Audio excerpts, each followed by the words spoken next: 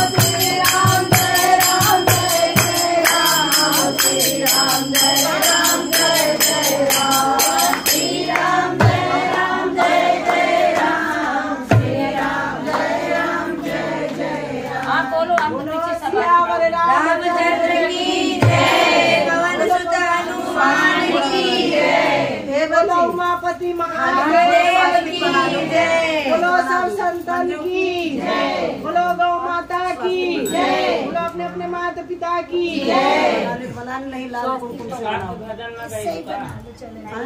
अब आरती हो जाने दो, फिर भजन आप लोग उनको मुंबई जाना शादी है इसलिए उनको देर हो रही है। फिर आज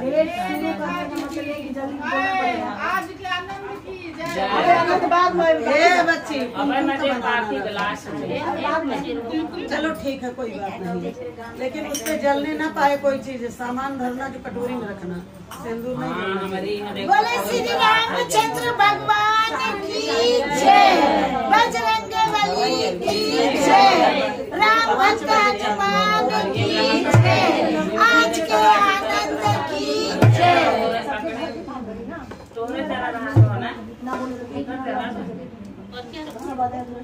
कटोरी में रख लो, थोड़ा सा चावल रखे, चावल में कपन रखना।